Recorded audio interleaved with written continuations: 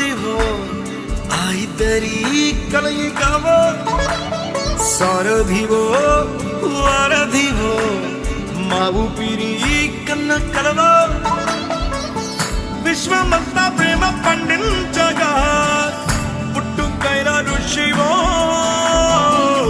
సాటి వారికై నిమంతుగా ఉద్యమించు కృషివో అందరిలో ఒకడైన మనిషివో సూర్యుడివో చంద్రుడివో ఆ ఇద్దరి కలయికవో సారథివో వారధివో సూర్యుడివో చంద్రుడివో ఆ ఇద్దరి కలయికవో సారథివో వారధివో మా ఊపిరి కన్న కలవో విశ్వమంతా ప్రేమ పండించగా పుట్టుకైన ఋషివో సాటి వారికై నిమంతుగా ఉద్యమించు కృషివో అందరిలో ఒకడైన మనిషివో సూర్యుడివో చంద్రుడివో ఆ ఇద్దరి కలయికవో. మనము సిద్దిపేట జిల్లా కేంద్రంలో ఉన్నాం. మరి సిద్దిపేట జిల్లా కేంద్రంలోనూ ఇటీవల గ్రంథాలయ చైర్మన్గా ఎన్నికైన దరిపల్లి చంద్రం గారితో ఇప్పుడు మనం ప్రత్యేక ఇంటర్వ్యూ కార్యక్రమం చేయబోతున్నాము.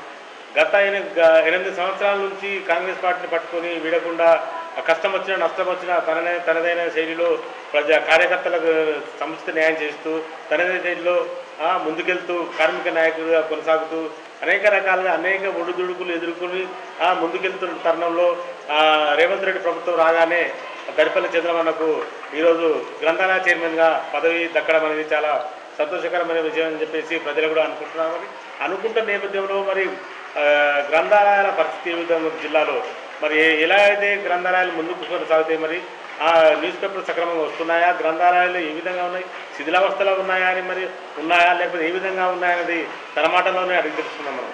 సార్ నమస్కారం. సార్ నమస్తే. ఈరోజు తెలంగాణ జేటీవీ గారికి కూడా వాళ్ళ బృందానికి వాళ్ళకు నమస్కారం.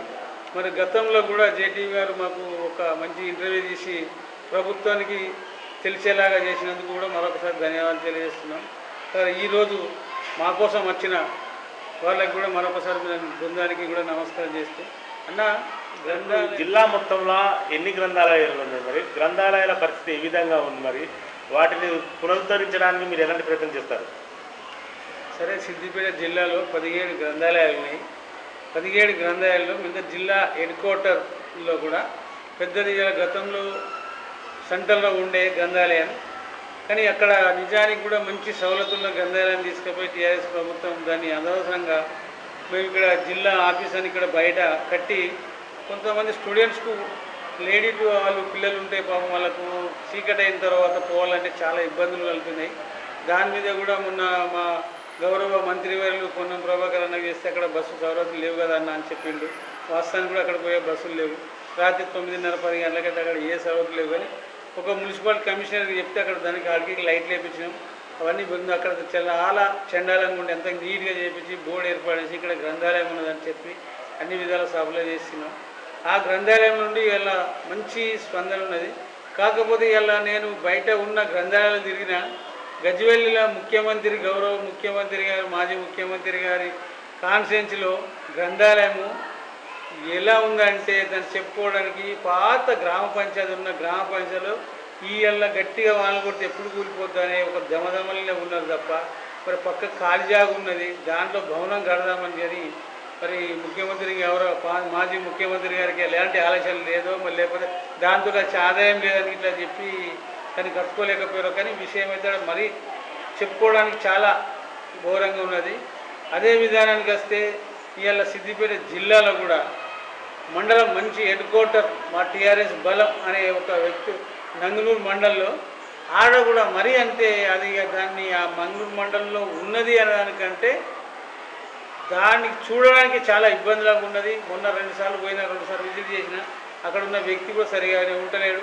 ఆ గ్రామ పంచాయతీ మున్సిపాలిటీ ఏదైతే గ్రామ పంచాయతీ సెక్రటరీ కానీ గ్రామ పంచాయతీ సర్పంచ్ కానీ దాన్ని కొంచెం దృష్టి పెట్టి దాని మీద కొద్దిగా నీట్గా చేసి అక్కడ పెడితే నిజానికి ఇప్పుడు ఇలా పోస్టులు పడుతున్నాయి. ఆ పోస్టులు పడ్డప్పుడు ఆ ప్రతి ఒక్కరు ఎక్కడికైనా దూరం ఉన్న గ్రామాలలో వచ్చి కూడా చదువుకుంటారని ఇంతకుముందు చెప్పేచ్చినాం. మరి మొన్ననే పోయేవారు మొత్తం తాళమేసే ఉన్నది లేడు. మా వ్యక్తిగా టెంపరీగా ఉన్న ఉద్యోగి కూడా ఆయన లేడు, తాళమేసి ఉన్నది. ఇక సరే అని కొన్ని సంఖ్యలు వెళ్ళి పోయిన మళ్ళీ ఆ తర్వాత చర్యలు కూడా చూసిన. చర్యలో కూడా ఎవరు డోనర్స్ ఇచ్చినట్టు మంచి ప్లస్ అయితే సూపర్. దాంట్లో ఎలాంటి అభ్యంతరం లేదు, దానికి బాగానే ఉంది. కరెంటు ఆ నెలలో ప్రాబ్లం ఉన్నది. కరెంటు ఏ గారి టీ గారికి వాళ్ళకి ఫోన్ చేసి నాకు ఇద్దరే 2 స్తంభాలు వేసి అది చేయాలని చెప్పినాం. గౌరవ అక్కడ చైర్మన్ గారికి కూడా నాకు ఒక చిన్న మీరు హెల్ప్ చేయాలన్న చైర్మన్ గారు ఇక్కడ ఇచ్చే బంగ్లా ఇచ్చారు, మంచిగా ఉన్నది. దీనికి ఒక రోడ్డు సీసీ రోడ్డు మీరు వెంటనే ఏ కోటలలో చేసి మంజూరు చేసి దాన్ని కూడా చేస్తే ఇక్కడి గ్రంథాలయం మంచి ప్రశాంత వాతావరణంలో చదువుకునే వాళ్ళకు చాలామందికి విద్యార్థులకు పనికొస్తుంది. కాబట్టి దాన్ని వెంటనే చేయమని అతను కూడా రిక్వెస్ట్ అడిగి అక్కడి నుండి మళ్ళీ ఏం చేసామండి, మన మద్నూరు పోయినాం. మద్నూరు పోతే మద్నూరులో కూడా ఓల్డ్గా ఉన్నది వాస్తవం. ఎందుకంటే బిల్డింగ్ అన్నీ మంచిగా ఓల్డ్ అయినా సరే కానీ దానికి కనీసం ఇన్నేళ్ళల్లో టీఆర్ఎస్ ప్రభుత్వంలో నిజంగా గ్రంథాలలో ఎందుకు పట్టించుకోలేకపోయారో, దాంతో ఆదాయం మీద విడిచిపెట్టిర్రా, ఎందుకు గాలి విడిచిపెట్టినట్టు ఆడ కూడా ఎలాంటి సౌలభ్యం లేవు. దానికి అన్ని కిటికీలు ఉన్నాయి కానీ ఆ లోపల దుమ్ముకు ఆ బుక్కులు అయితే ఎంత డస్ట్ పట్టినాయో. పాపం ఆమె ఏం చేస్తే ఆమె కూడా సార్ నేను ఇంతగానే చేస్తున్నా దొరుకుతూనే ఉన్నా సార్ ఈ దగ్గర దుమ్మవుతుంది అంటే సరే అమ్మ మేము ఒక లిస్ట్ రాసుకొని ఇవన్నీ ఏమేమి ప్రాబ్లం తీసుకొని పోయి మా అధ్యక్షులు ఉంటారు రియాద్ భాయ్కి ఆయనకి చెప్పి ఆయన నుండి మరి గౌరవ ముఖ్యమంత్రి గారు కూడా పంపించి వెంటనే ఏమన్నా శాంక్షన్ చేయాలని నా దృష్టిలో ఉన్నది. ఇంకొక 3 విజిట్ చేసేదని ఆయన 3 చేసిన తర్వాత ఈ 17 గ్రంథాలలో ఏమేమి ప్రాబ్లాలు ఉన్నాయని తీసుకొని పోయి గౌరవ ముఖ్యమంత్రి గారికి ఇద్దామని చెప్పి నేను ప్లాన్లో ఉన్నానండి. కాంగ్రెస్ గవర్నమెంట్ ఉన్నది నిరుద్యోగులకు యువత కోసం నోటిఫికేషన్స్ ప్రభుత్వ ఉద్యోగుల కోసం నోటిఫికేషన్ వేయడం జరుగుతుంది. వేస్తున్న నేపథ్యంలో ఆ యువకులు ఏదైతే ఉంటారో ఇంటికాడ చదువుకోవడానికి ఇబ్బందిగా ఉంటుంది, బయట చదువుకోవడానికి ఇబ్బంది ఉంటుంది. ప్రశాంతమైన వాతావరణం అంటే గ్రంథాలయంలో వారికి సముచిత న్యాయం జరుగుతుందా? సముచిత న్యాయం అంటే సంబంధిత బుక్స్ అందుబాటులో ఉన్నాయా? లేని పక్షంలో వారికి సంబంధిత బుక్స్ చేరువయ్యేలా మీరు ఎలాంటి చర్యలు తీసుకుంటారు? ఈ గతంలో ఉన్నాయి బుక్స్ అన్నీ కానీ ఇప్పుడు మనం వచ్చి 2 నెలల పోలే చూస్తున్నాము. గతంలో ఉన్నాయి బుక్స్ కూడా ఇప్పటివరకు మా ఉన్నాయి బుక్స్లలో ఎక్కడ సిద్దిపేట జిల్లా గ్రంథాలయంలో మాత్రం అన్ని విధాలుగా ఉన్నాయి. కాకపోతే మొన్న కొత్తగా కొన్ని విషయం నా దృష్టికి తీసుకొచ్చిన తర్వాత ఏదైతే మనకు కళ్ళు లేని వాళ్ళ దృష్టిలోకి వాళ్ళకు ఒక బుక్స్ కావాలంటే మరి మేము మా చైర్మన్ గారికి ఇట్లా కానీ వాళ్ళకి చెప్పగానే వెంటనే పంపించింది. ఏది ఫస్ట్ ఎల్కేజీ నుండి 10వ తరగతి వరకు బుక్స్ పంపించారు. వాళ్ళ బుక్స్ కూడా ఇప్పుడు వాళ్ళు ఎటువంటి వాళ్ళు ఉన్న గన్ను లేని వాళ్ళకు అది కంపల్సరీ చేసి అందులో ఒక 2 కంప్యూటర్లు కూడా ఏర్పాటు చేసిన నేను. అవి వాళ్ళందరికీ కూడా దృష్టికి ఎవరైనా ఉంటే తోలుకరారు అని చెప్పి మా అందరికి పబ్లిక్లో కూడా చెప్తున్నాం. అదొకటి అక్కడ జరిగింది. ఇక మిగతా ఏమన్నా ప్యాడ్లు లేవంటే కూడా ప్యాడ్లు కూడా నేనే సొంత డబ్బులతోటి, ఎందుకంటే ఇది గవర్నమెంట్లో బిల్లు పెట్టరాదు, ప్రభుత్వం కూడా ఇవ్వరాదు. కాబట్టి అన్న మాకు కొంచెం ఒక ఇబ్బంది ఉందని అందులో కొంతమంది మన పిల్లలు అడిగే వరకు అది చాలా నాకు కూడా అనిపించింది. ఎందుకంటే వాళ్ళు ఊరికే మెడలు పోతుంటాయి, చేతులకి ఇంత కాళ్ళకాడ పెట్టుకొని కూర్చుని మంచిగా చదువుకుంటారు కాబట్టి అని చెప్పి మనం మేమే ఒక 100 తెప్పించి అందరికీ అనుకూలమైన సౌలభ్యం చేస్తున్నాం. ఇప్పుడు ముందు కూడా ఇప్పుడు పడే ఎగ్జామ్స్ కూడా వాళ్ళకి ఏదన్నా ఒకటి మధ్యాహ్నం భోజనాలు లేకుండా కనీసం 4 గంటలకు నేను ఒక రిక్వెస్ట్గా అడుగుతున్న మా అధ్యక్షుల వారికి కూడా. ఎందుకంటే ఎగ్జామ్ టైంలో వాళ్ళు ఎటు పోయి వచ్చిన సాయంత్రం 4 గంటలకు ఇంకా స్నాక్స్ టీ అప్పచెప్తే వాళ్ళకు ఒక మనం మంచిగా ఉంటుందని నా మనసులో ఉన్నది. ఆ అభిప్రాయాన్ని వెంటనే ఇంకా తెలియజేస్తలేదు. కానీ అది పడ్డ తర్వాత ఆలోచన చేద్దామని ఆలోచనలు ఉన్నాం. ఏదైతే రాష్ట్ర అధ్యక్షులు ఉన్నారో రియాద్ భాయ్ గారు ఆయనకు కూడా చెవులేసి దాన్ని ఏదైనా చేయాలి అనేది ప్రభుత్వం నుండి ఇస్తారా మరి ఎట్టిస్తారా అనేది ఆలోచన దానిలో కూడా ఉన్నాం. ఎందుకంటే మంచి చదువుకొని ర్యాంక్స్ కొట్టి ఇలా జాబులు చేయడం గ్రంథాలయానికి పెద్ద వాల్యూ అని చెప్పి నాకు తెలుసు. కాబట్టి అందుకోసం ఖచ్చితంగా గ్రంథాలయంలో ఎలాంటి అవంతాలు జరగకుండా ఎక్కువ ఇబ్బందులు కలగకుండా చేయాలని చెప్పి దాన్ని శతకోటి విధాలా నేను అందరికీ అడగడం, మంత్రులకు కానీ ఎవరు కానీ తీసుకొని ఇబ్బంది ఉన్నా దాన్ని తీసుకొని మనం చేసి మొన్న వితిన్ 1 నెల కిందనే మనకు ఏదైతే సెక్రటరీ గారు ఆమె ట్రాన్స్ఫర్ అయింది, ఇంకో కొత్త సెక్రటరీ గారు వచ్చారు. వాళ్ళకు కూడా చెప్పినా మనకి ఏంటంటే సీసీ కెమెరాలు ఇలా జిల్లా హెడ్క్వార్టర్ కాబట్టి ఇలా సీసీ కెమెరాలు కూడా కావాలమ్మని చెప్పి రాసినాం.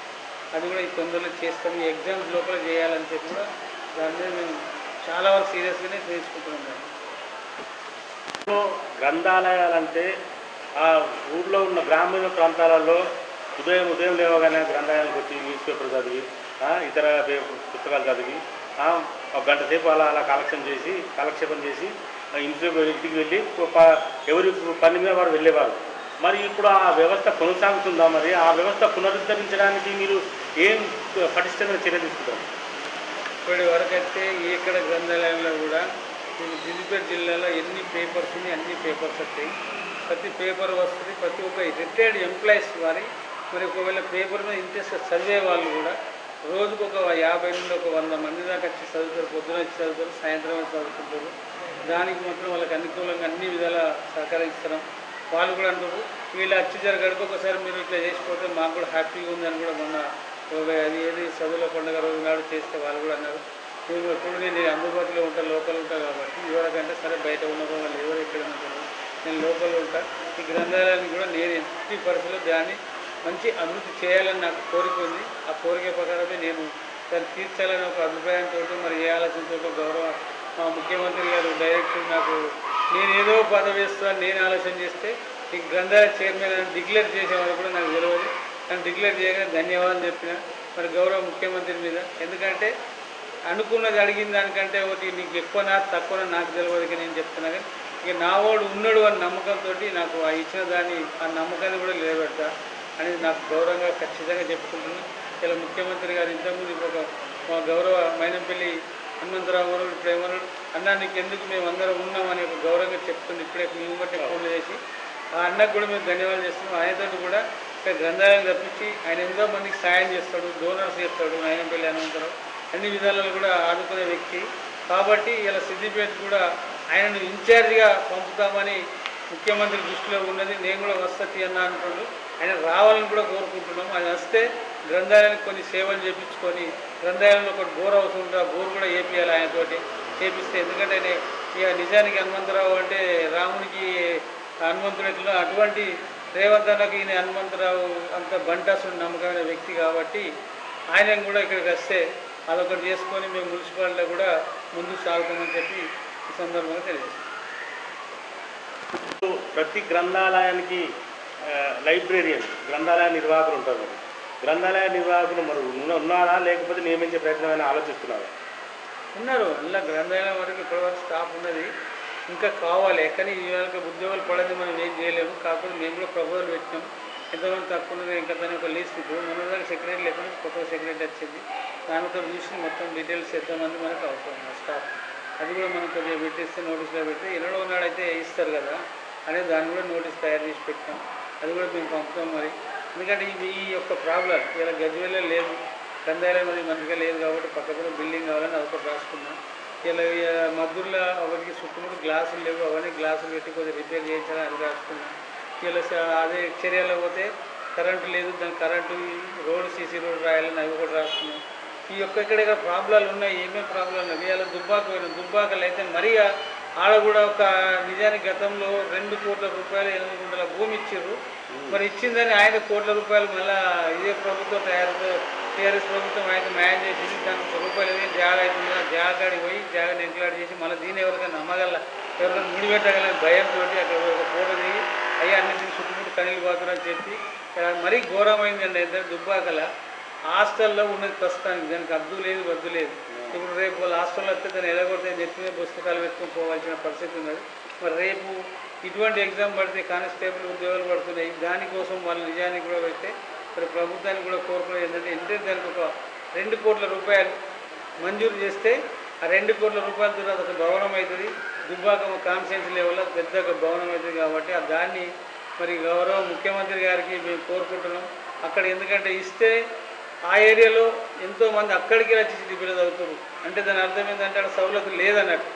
కాబట్టి నేను కూడా పోయి చూస్తే అక్కడ మాత్రం ఎలాంటివి లేదు, అది వచ్చి ఓపెన్ చేయకుండా ఆ ఓపెన్ చేయని కాపాడుకుంటూ దాన్ని ఒక బిల్డింగ్ తయారు చేస్తే దానిలో మనకు అందరి మీద సౌలభ్యం చేయొచ్చు. దాని మీద ఒక 2 కోట్ల రూపాయలు ఇస్తే బ్రహ్మాండమైన భవనం నేను నిలబడి కట్టిస్తా. దాన్ని ఎందుకంటే అంత మంచిగా భవనం వేయాలి. 8 గుంటల జాగా అంటే మాటలు కాదు, 1000 గదాల జాగా 1000 గదాలు వేయాలి. ఆ బస్ స్టాండ్కి వెనకదికే బస్ దిగంగానే దొరుకుతుంది. వాళ్ళు ఎక్కడికి వెళ్ళి వచ్చిన బస్ స్టాండ్ దిగచ్చు, మళ్ళీ బస్సు ఎక్కడానికి కూడా వాళ్ళకి అవకాశాలు ఉంటాయి చుట్టుముట్టు గ్రామాలలో కూడా. కానీ అది ఖచ్చితంగా చేయాలని కూడా మేము గౌరవ ముఖ్యమంత్రి గారిని కోరుకుంటున్నా. ఇవాళ అదే విధానం దాన్ని ఇటువంటి ఎన్ని ప్రాబ్లాలన్నీ తీసుకుపోయి మైనంపల్లి హనుమంతరావు గారికి ఇస్తే ఆయనే మంచిగా సస్తగా పోయి ముఖ్యమంత్రి కూడా ఇవ్వడతాడని కూడా నమ్మకంతో కూడా నేను హనుమంతరావు కూడా కోరుకుంటున్నాను.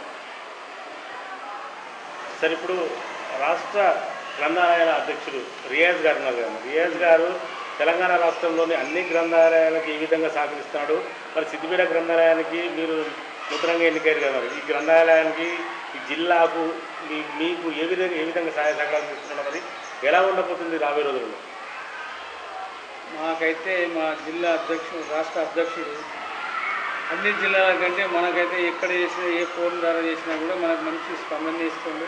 అన్న మనం ఏ ప్రాబ్లాలు ఉన్నాయో అవి తీసుకోమని అవసరం ఉంటే ముఖ్యమంత్రి దగ్గరికి పోదాం, అన్నీ తీసుకోమని కూడా ఎక్కడప్పుడు తెలియని ఏమన్నా ఉంటే కూడా చెప్తే దానికి ఆన్సర్ ఇస్తుంది. దాన్ని బట్టి మేము ముందుకు పోతున్నాం. మనకైతే ఇప్పటివరకు అయితే అన్ని విధాలు ఈ 2 నెలల్లో నేను ఏ ఒక్క విషయం అడిగినా దానికి ప్రతి ఒక్క దానికి ఆన్సర్ ఇస్తుంది. అట్లా కాదు, ఇది చేయాలి అది చేయాలని చెప్పి కూడా మనకు అన్ని విధాలు సహకరిస్తుంది. నిజానికి మంచిగా మాకైతే హ్యాపీగా ఆయనతోటి. మరి మేము ఆయనతో పాటు ఒకసారి ముఖ్యమంత్రి కలిస్తే ఈ యొక్క మా బాధలు కూడా ఎక్కడైతే గ్రంథాలయంలో ఏమైతే ప్రాబ్లం ఆయనతో పోతేనే బాగా గౌరవం ఉంటుందని చెప్పి మేము ఆయన కూడా అడిగితే అన్న ఇవన్నీ రెడీ చేసుకున్నాక ఉన్నట్టు టైం తీసుకుందాం పోదామని చెప్పి కూడా ఆయన సందర్భంగా తెలియజేసింది.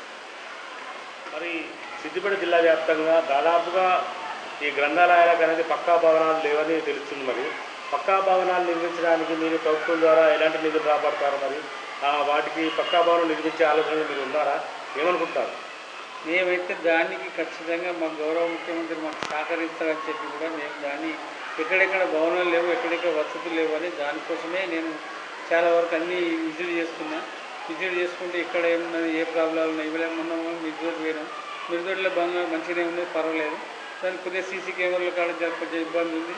ఎందుకంటే పల్లెల్లో కొంతమంది సీక్రెట్ ఉండి లైట్ లేక ప్లస్ ఆడ సీసీ కెమెరా ఉందంటే కొన్ని విషయాలలో దూరం ఉంటుంది కాబట్టి అటువంటి వాళ్ళ దగ్గర కూడా అలాగూ అటువంటి కొన్ని ఏడే ప్రాబ్లాలు ఇవ్వాలి. సీసీ కెమెరాలు లేవు, కొన్ని జాగాల ఇల్లు లేదు, కొన్ని జాగాల బుక్స్ అయితే ఇంచుమించు అన్ని విధాలా దగ్గర పోతున్నాయి.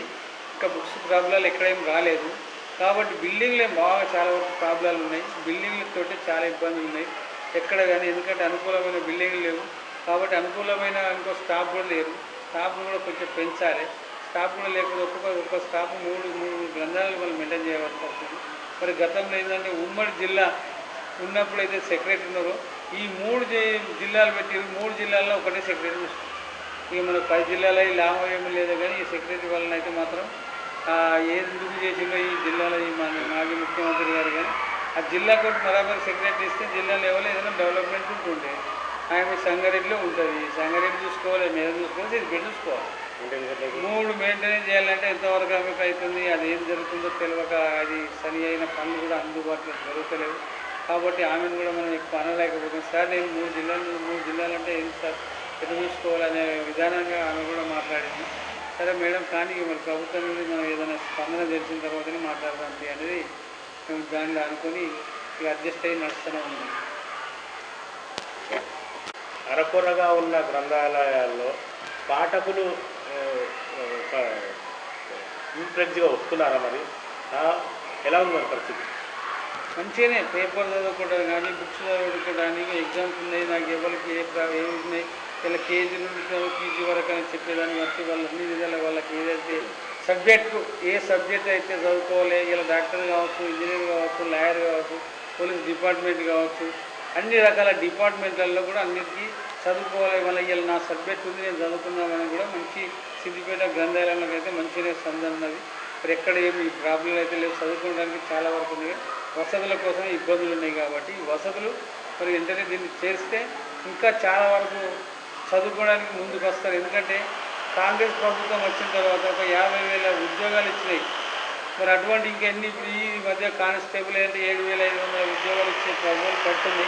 మరి ఇటువంటి ఉద్యోగాలు వస్తున్నాయి కాబట్టి ముందు చదువుకోవాలని ఒక ఎదుగున్న పక్కకున్న వాళ్ళు కూడా ఏమవుతాయి అనుకున్న వాళ్ళు కూడా ఇప్పుడు వచ్చి ముందుకు వచ్చి చదువుకుంటున్నారు. మనకున్నది ఏజ్ ఉంది కదా, ఈత ఒకసారి చదువుదాం, ఎగ్జామ్ రాద్దాం అనేది దాని భావనతో కూడా మంచిగా వస్తుంది. చదవడానికి అయితే ఎక్కడేం ప్రాబ్లాలు లేవు. కానీ విషయం ఏంటంటే బిల్డింగ్ల వసతులే చాలా వరకు ప్రాబ్లాలు ఉన్నాయి. కాబట్టి బిల్డింగ్ వసతులు ఇస్తే నిజానికి ఒకవేళ మంచి పీజీ వాళ్ళకు కూడా చదువుకొని ముందుకు పోయేదానికి సిద్ధంగా ఉన్నారు. ఇవాళ రేపు ఐఏఎస్ కానీ ఐపీఎస్ అంటే చదువుకున్నది దమ్ము గ్రంథాలయాల్లో ఉన్నది, కానీ ఉన్నది కానీ బిల్డింగ్ లేకపోతే కొంతమంది వెనక ఇలా సిద్దిపేట జిల్లా లెవెల్లో దాదాపు గజ్వేల్లో లేదు. వచ్చి ఇక్కడికి మంచి మెయిన్ ఐఏఎస్ కావాలంటే ఇక్కడికి వచ్చి చదువుకోవాల్సి వస్తుంది. దుబ్బాక లేదు, ఇక్కడికి రావాల్సి వస్తుంది. ఇలా ఉస్మానాబాద్ కొత్తగా బిల్డింగ్ ఇప్పుడు తయారవుతుంది. అది అయిందంటే అక్కడ వరకు కొంతమంది పోతారు.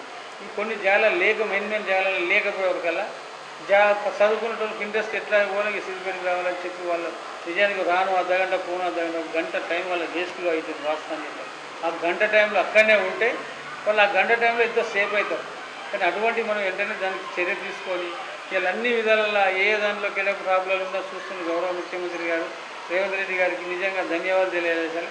ప్రతి దానికి ఒక్క క్షుణ్ణంగా చూసి ఇలా డ్రైనేజ్ ఇలా మామూలుగా అమాలి కూలీ చేసుకోవాలి కూడా వాళ్ళకి ఇబ్బంది దొరికితే వాళ్ళకి ఏదైనా రకమైన సహకరిస్తాను కూడా నిన్న స్టేట్మెంట్. అటువంటి దాన్ని చూసుకున్న గ్రంథాలయాన్ని కూడా దృష్టి పెట్టేటట్టు మరి గతంలో ఎవరు ఈ చైర్మన్ నుండి కూడా ఎవరు తీసుకుపోలేదు, ప్రభుత్వం తీసుకుపోలేదా, మరి ప్రభుత్వం పట్టించుకోలేదా నాకు తెలియదు. మేమైతే ఖచ్చితంగా దాన్ని ఇలా మా తెలంగాణ జిల్లాల ఎక్కడ ఏ గ్రంథాలయ చైర్మన్ ఏమేమి జరుగుతున్నాయి ఎన్ని ఉంటాయంటే ఒకళ్ళు వాట్సాప్లో చూస్తూనే ఉన్నాం. మంచి స్పందనగానే పోతుంది. మరి అంతకుముందు అయితే గ్రంథాలయం గురించి మాట్లాడిన వాదులకు లేకుండా అలా ఉన్న చైర్మన్ వచ్చిండో ఎప్పుడు పోయిందో తెలియదు. నేను లీజ్ చూస్తే ఆయన సంతకాలు అయితే నెలకొకటి కూడా లేవు. మరి అటువంటి గ్రంథాలయ చైర్మన్ కానీ 10 సంవత్సరాలు మరి 10 సంవత్సరాలు నడిచిందా నడవలేదా ఇలా ఏమైందో తెలియదు. సిద్దిపేటలో మాత్రం మాకు మంచి సెంటర్ ప్లేస్ని తీసేసి బయట వేయడం, సిద్దిపేట కొంతమంది చాలా నార్వస్ అయ్యారు. అది కూడా చిన్న గ్రంథాలయం ఉండి జిల్లా గ్రంథాలయం చేసేస్తే ఈ టౌన్ గ్రంథాలయం ఉంటే ఇలా నిజానికి టౌన్లో కూడా చాలామంది స్త్రీలు పాపం పిల్లలు ఎందుకంటే ఎడ్యుకేషన్ చదువుకొని ఇలా చదువు మీద చూడాలన్నా బయట నైట్ అయితే ఎట్లా పోవాలి అంటే భయంలో ఉన్న స్పందన కూడా జరుగుతుంది. కాబట్టి దాన్ని అటువంటి స్థలం కోసం మేము ఇంకేదైనా చూద్దామంటే ఆ సెంటర్లో ఎక్కడ స్థలం లేదు. ఆయన మంచి స్థలాన్ని విడిచిపెట్టుకుని ఇంకా కొత్త స్థలానికి పోతే ఎక్కడ దొరుకుతుంది. దానికోసం కూడా పాపం వాళ్ళు ఇచ్చిన నాకు రిక్వెస్ట్ అన్న మీరు ఏదైనా చూడరు అంటే సార్ మేము 7 దాకా చూస్తున్నాం, చూస్తేనే కానీ 7 లేదు అనుకూలమైన. అది నిజానికి మంచి స్థలం అయ్యాలి సిద్దిపేట. నిజానికి అక్కడ సంతోషవంత గుడి ఉంటుంది. ఆ గుడి ముందుకు వచ్చే గ్రంథాలయం పేరు చెప్పినట్టు గ్రంథాలయం వల్ల చదువుకున్న వాళ్ళు ఎందరో ఇవాళ బొచ్చడు మంది పెద్ద పెద్దలు అయ్యారు. ఇలా మంచి మంచి ఆఫీసర్లు అయ్యారు, డాక్టర్లు అయ్యారు, ఇంజనీర్లు అయ్యారు. ఇంత ఆఫీసర్లు అయిన వాళ్ళు కూడా ఇలా జడ్జిలు కూడా అయిన ఉన్నారు, మన దాంట్లో వకీళ్ళు అయిన వాళ్ళు ఉన్నారు. ఇంతమంది చదువుకున్న దాన్ని అనవసరంగా తీసి మరి ఇలా మంత్రివర్యులు హరీష్ రావు గారు ఏమో అన్ని గూఢకాలు చెప్పినట్టు మాట్లాడుతున్నారు. దాన్ని ఎందుకు తీసేయవలసి వచ్చింది? ఆయన సంతకం ఉంది అక్కడ తీసేయమని. దానికి వేరే వాళ్ళకి దానికి అయితే అప్పుడు కోర్టు నుండి కోర్టులు కదా అప్డేషన్ తీసుకున్నారు. కోర్టుకి ఎందుకు అది ఎంతకు లేదా ఇంకేమైనా పెట్టుకోవచ్చు. కోర్టు గురించి ఎంత మంచి భవనం కోర్టు పోవడం అయితే అది దుర్మార్గమైన పని. ఎందుకంటే నిజానికి అది ఉంచే గ్రంథాలయమే. దేవాలయం పక్క ఉండేది గ్రంథాలయం. గ్రంథాలయాన్ని కూడా ఒక దేవాలయంగా చూసుకోవాలి తప్ప దాన్ని ఇప్పుడు ఏంటంటే కోర్టు లాయర్గా తీస్తే దాని పక్కకున్న దేవుల్ని పవిత్రమైన దేవస్థానంలో ఇలా మన అన్యాయం న్యాయం జరిగేది దాన్ని కోర్టు పెడతా అంటే అది ఇంతవరకు న్యాయం అవుతుంది. ఇలా నిజానికి మేము అన్నీ చేస్తున్నామంటే ఏం చేసినాం నీకు ఇది ఒక్కటి కనబడలేదు. నిదర్శనం సిద్దిపేటలో నువ్వు చేసిన దాంట్లో దీంట్లో 100% హరీష్ రావు గారు ఫెయిల్. దీని మీద స్వార్థం కోసం దాన్ని తీసేసి దాన్ని మరి ఆయన ఏ లాభం పొందడో ఏం తిన్నాడో నాకు తెలియదు, కానీ విషయం అయితే ఖచ్చితంగా చెప్తాను. కానీ స్వార్థమా అది ఎందు గురించి ఇలా ఎందుకు ఇంత సిద్దిపేట మీద ప్రజల మీద ప్రేమ ఉందా అన్నట్ట మరి దాన్ని చూస్తేనైతే ప్రేమ లేనట్టు నేను చెప్తున్నా. ప్రేమ ఉన్నోడైతే ఇలా నిజంగా మన స్త్రీలకు ఉంటుంది, సెంటర్ ఉంటుంది. ఇలా ఎప్పుడో 20 లక్షలు నడుచుకొని బుక్ చదువుతారు, మన పెద్ద పెద్ద ముసలి వాళ్ళు ఉంటే పేపర్ చదువుకుంటారు అని ఆలోచన లేకుండా దాన్ని కోర్టుకు అప్పచెప్పి ఇవ్వకపోతే కలెక్టర్ గారు కూడా లేదండి నేను కూడా సంతకం పెడుతున్నాను. ఆయన లెటర్ ఇచ్చి ఈమె లెటర్ ఇచ్చి ఆయనతో పోయి నేను ఆబ్జెక్షన్ చేద్దామని పోయినా పోయేవరకు ఆల్రెడీ అన్న కోర్టుకు ఆల్రెడీ సర్వ్ అయింది. కలెక్టర్ గారు ఇచ్చింది, జిల్లా కలెక్టర్ గారు ఇచ్చింది, ఎమ్మెల్యే గారు ఇచ్చిన ఇక దానికి ఎలాంటి సంబంధం లేదు. ఇక దాన్ని ఏం చేయాలని చెప్పలే ఒప్పుకున్నా. లేకపోతే ఖచ్చితంగా దాన్ని తీసుకోకపోతే నేను ముఖ్యమంత్రితో కూడా ఫోన్ చేసి క్యాన్సిల్ చేపిద్దామనే ప్లాన్లో ఉండి కానీ అది ఆల్రెడీ కాదు అనే దాంట్లో సైలెంట్గా అయిపోయాను. ఎందుకంటే నాకైతే దాన్ని చూసిన తర్వాత అది పోయినాక ఇక్కడ పిల్లలు చూస్తే చాలా బాధ అనిపిస్తుంది. ఎంత దూరంకి వెళ్ళి ఇప్పుడు సిద్దిపేట టౌన్లోకి వెళ్ళి కూడా ఇక్కడ కట్టుకోరు వచ్చేలకు కొద్దిగినాక బస్సులు లేవు, అది ఇబ్బంది. నైట్ హాల్ట్ అవుతుంది. నైట్ హాల్ట్ ఎట్లా 10-11 దాకా చదువుకోవాల్సిన విషయమే. ఇలా కొద్దిగా ఆడ ఇంటికి పోయిన తర్వాత పిల్లలు ఉంటాయి వాళ్ళు ఉంటే వాళ్ళకి చదువుకోలేక డిస్టర్బెన్స్ కోసమే గ్రంథాలయానికి వస్తారు. మరి అటువంటి దానికి గ్రంథాలయంలో మీరు ఇది తీసుకొచ్చి ఊరు బయట వేసి ఊరు బయట ఉండాలి ఇంకా పెరుగుతుంది సిటీ, దానికి తప్పులేదు. ఇలా ఊరు బయట ఒకటి కలెక్టర్ ఆఫీస్ కూడా అవుతాయి. మేము గతంలో కలెక్టర్ ఆఫీస్ కూడా నేను వద్దని ఎంతో స్మరం ఎత్తుకుని ఇక్కడ దగ్గర నరసింహం చెరువు ఉన్న చెరువును గండి పెట్టండి. ఆ చెరువులో పెడితే ఇలా రిటైర్డ్ ఆఫీసర్లు ఎంతోమంది బాధపడతారు. అది వరకు కలెక్టర్గా ఉండదు. కలెక్టర్ మేడం ఉండకపోతే వాళ్ళు ఏం చేస్తారు, ఇటుకెళ్ళి 200 రూపాయలు ఆటో పెట్టుకుంటుంటే ఆడికెళ్ళి మళ్ళీ రిటర్న్ ఇస్తాను. ఇప్పుడు ఎంత బాధపడుతుంది, కలెక్టర్ ఉన్నదా లేదా ఎట్లా తెలవాలి? ఇదే ఒక దగ్గర ఈ ఊళ్ళో ఉంటే ఇలా అక్కడ రహదారి ఉన్నది, రాజీవ రహదారి. ఆ రహదారికి కూడా వచ్చే మినిస్టర్ కావచ్చు, ఎమ్మెల్యే కావచ్చు, ఎవరు వచ్చినా అనేది అక్కడ దగ్గర వీళ్ళకెళ్ళి దగ్గర ఉంటుండే. దాని మీద ఎన్నోసార్లు నేను ఆబ్జెక్షన్ చేస్తే అప్పుడు నేను తెలుగుదేశం పార్టీ నుండి ఎన్ని చేసినా ఎవరికేం అసలు తెలుగుదేశం పార్టీ అంటేనే ఆంధ్ర పార్టీ అని ఒక ముద్ర వేసి దాన్ని పట్టించుకోలేకపోయారు ఈ అధికారులు. ఇవాళ ప్రతి ఒక్క అధికారి ఆనాడు ఇలా ఉండొచ్చు, ఇలా నువ్వు రిటైర్డ్ అయినా కూడా ఇవాళ నీకు తెలుస్తుంది. నువ్వు రిటైర్డ్ అయినాక నీకు ఏదైనా ప్రాబ్లం అయితే కలెక్టర్ ఆఫీస్కి పోవాలి. నువ్వు ఎట్లా పోతావు అప్పుడు నీకు అర్థమైద్దా? ఇదే దగ్గర ఉంటే ఎంతమందికి సవలతు ఉండే. ఇలా ఆటో మీద పోయి కాళ్ళు నడుచుకుంటూ పోయినా ఒకరు పింఛన్ రాలేదు, ఒక పెద్ద మనిషికి 65-67 ఏళ్ళ తర్వాత పింఛన్ రాకపోతే కలెక్టర్ ఆఫీస్కి పోవాలి. నువ్వు రిటైర్డ్ అవుతాడు, ఉద్యోగం అయ్యి రిటైర్డ్ అయిపోయినాక నువ్వు వాడికి పోయి కలెక్టర్ మీద సంతకం పెట్టి కలెక్టర్ ఉన్నదా లేదా మేడం ఉన్నదా, లేకపోతే కలెక్టర్ ఉండడా లేదా అని ఎట్లా తెలవాలి? పోవాలి. ఆడికి పోవాలంటే ఆడి వరకు ఉండాలి. ఉండకపోతే ఏం చేయాలి? మళ్ళీ సాయంత్రం దాకా కూర్చుంటున్నా, లేకపోతే సపరేట్గా వస్తలేదంటే మళ్ళీ ఆడికి దానివల్ల ఎంత ఇబ్బంది అవుతుంది అసలు. కలెక్టర్ ఆఫీస్ అక్కడ వేసి ఇక సిద్దిపేట జిల్లా చేసినంత సందర్భంగా గతంలో ఉండి ఫస్ట్ నుంచి ఇలా గౌరవ మాజీ ముఖ్యమంత్రి గారి ఆయన ఫస్ట్ ఎమ్మెల్యే కోసం నేను చేసిన సిద్దిపేట జిల్లా చేస్తాని ఆనాడు బండికి బ్యానర్ కట్టుకొని ప్రచారం చేసిన ఎమ్మెల్యే ఇలా దుర్మార్గమైన పని చేసిపోయింది. సిద్దిపేట జిల్లా చేయకుండా మాకు బాధ లేకుండా ఇలా చూసిన దాన్ని బట్టి చూస్తే ఇలా కలెక్టర్ ఆఫీస్కి అక్కడ పోయి సిపి ఆఫీస్ ఉన్నాయి, పోలీసులతో మాకు పెద్ద పని ఏముంటుంది, నేరస్తులకు వాళ్ళ దొంగలకే పని ఉంటుంది. అటువంటి వాళ్ళకు కొంత దూరం ఉన్నా ఏం కాదు. కలెక్టర్ ఆఫీస్ ప్రతి ఒక్కరికి పని ఉంటుంది. ఓపెన్ కార్డు అవసరం ఉంటే కూడా ఆడదాకా వచ్చేస్తుంది. కానీ అటువంటి దాన్ని దూరం పోయి పంపితే ఎక్కడ పోతారండి? ఎవరైనా దానికి ఏ అవసరం ఉంది? నేను అన్నదే కావాలని హిట్లర్లాగా నువ్వు చేసి ఇలా బాగా అన్ని నేను అనుకునే చేసి నువ్వు అన్నదే సాధిస్తున్నావు కాబట్టి జనం నీకు మంచి తీర్పు ఇచ్చారు. ఇక కూడా మంచి తీర్పు ఇస్తారు కూడా, ముందుకు పోతా ఉన్నావు. కానీ అటువంటి చేయొద్దు ఏ ప్రభుత్వమైనా. ఇలా మా ప్రభుత్వం ఇలా కాంగ్రెస్ ప్రభుత్వం ఇచ్చిన మాట మీద నిజంగా నిలబడదంటే ఇలా గౌరవ ముఖ్యమంత్రి రేవంత్ రెడ్డి గారికి ధన్యవాదాలు తెలియజేస్తారు. ఎందు గురించి అంటే రైతు బంధు ఇస్తా రైతు బంధు ఇస్తా అన్నాడు. రైతు బంధు ఇస్తే రుణమాఫీ చేస్తాను. రైతు ఒకటే 2 లక్షల రూపాయలు రుణమాఫీ చేస్తాను రాజీనామా చేస్తాను. ఈ హరీష్ రావు ఏం చేసిండు? రాజీనామా చేసిండా? అనగా రుణమాఫీ వచ్చిందా లేదా? 2 లక్షల రూపాయలు రుణమాఫీ తీసుకుంటే రైతు బంధువులు వాడే ఇలా అన్ని బంధువులు పడుతున్నాయి. ఇలా నిజానికి కూడా మీకు డబుల్ బెడ్రూమ్లు కడితే అల్లుడ తీయమంటాడు, మామ తీయమంటాడు. మీ మామూలు మీ సెలవు బెడ్రూమ్లో వండుకుందామని కట్టుకున్న డబుల్ బెడ్రూమ్ల మీద కుక్కలు వండుతున్నాయి, ఒక్కొక్క కూలిపోతున్నాయి. ఏం లాభం మీరు కట్టించి? ఇలా తెలంగాణలో ప్రజలకు కార్మికులు ఉన్నారు. కార్మికులు ఒక్క బంగ్లా ఒక డబుల్ బెడ్రూమ్ కట్టినాక తెలంగాణ ప్రజల కార్మికులు ఒక కార్మికులు కూడా కట్టలేకపోతే ఇయ్యాల కడుతున్నారు. ఇందిరా ఇల్లు ఇస్తారు. ప్రతి ఒక్క తెలంగాణ కార్మికులే ప్రతి ఒక్క ఇల్లు కట్టుకుంటే 5 లక్షల రూపాయలు ఇస్తే ఇంటికి వాళ్ళు అందులో విందో పౌరుల కొరకు కలుపుకుంటా వాళ్ళు మంచిగా బ్రహ్మాండం కట్టుకున్నది. ఇలా ఇందిరా ఇల్లు ఇలా స్వచ్ఛానందంగా నడుస్తుంది. దానికి ఎక్కడ ఫ్రాడింగ్ లేదు. డైరెక్ట్ ఆయన అకౌంట్లకే పోతున్నాయి పైసలు. నా బిల్డింగ్ ఐదారు చూపి కట్టుకుని కొడుతున్నారు, అలాగ వస్తున్నాయి. ఇలా అక్కడికి వెళ్ళి కొడుతున్నారు, ఇలా హైదరాబాద్కి వెళ్ళి కొడుతున్నాయి. ఇట్లా కట్టుగా కొట్టి నీ దాంట్లో పైసలు పడుతున్నాయి. ఇలా కలెక్టర్ కాదు కొట్టేది, ఇలా ఈఓ కాదు, ఎల్ఓ కాదు, ఎవరు కాదు. డైరెక్ట్ వస్తున్నాయి. డైరెక్ట్ నేరు కాదు. నాకు కస్టమర్స్ బట్ ఆకలికి వచ్చినప్పుడు ఇవాళ దొంగతనం ఎక్కడ దొరుకుతుంది, ఫ్రాడింగ్ ఎక్కడ దొరుకుతుంది? మీరు చేసిర్రు 5 లక్షలకు ఒకటి డబుల్ బెడ్రూమ్ కానీ కట్టించి ఒక్కటన్న కనీసం సౌలతులు ఉన్నాయా? వీళ్ళకి ఇక్కడ కట్టిన 3 అంతస్తులు కాళ్ళు చేతగానికి వచ్చింది మీద వాడు ఎట్లెక్కాలి? లిఫ్ట్ పెట్టినా మనం ఏ రకంగా కట్టిపోతాడో కాంబాడు కూడా పోతాడు. మీకు పోయిందనుకో మళ్ళీ వాడు దిగాలంటే అబ్బోనే మళ్ళీ ఎక్కలేదని ఉంటాడు. వాడికి ఏ ఇబ్బంది అయినా ఎట్లా?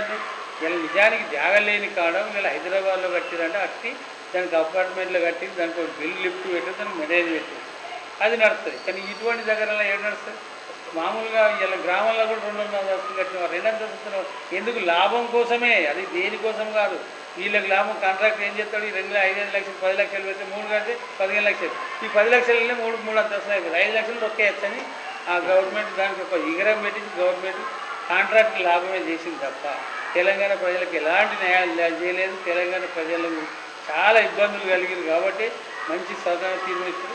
ఇలా హరీష్ రావు మాట్లాడుతుంటే దాన్ని దయ్యాలు వేదాలు పలికినట్టు మాట్లాడుతున్న ఇలా కరెంటు మామూలు ఇంటి మామూలుగా కూలి చేసేటోళ్ళు కూడా 200 యూనిట్ల కరెంటు మాపేస్తుందంటే ఎంత పెద్ద సౌలభ్యం ఇచ్చారు. నువ్వు ఏడిచ్చినావు. ఇలా నువ్వు పనికిరాని అప్పుడు పెట్టిన కొత్త స్కీమ్ అని ఇలా ఎలక్షన్లకు పెట్టకుండా ఎన్కేసీలు పెట్టి రైతు బంధు అని పెట్టినావు.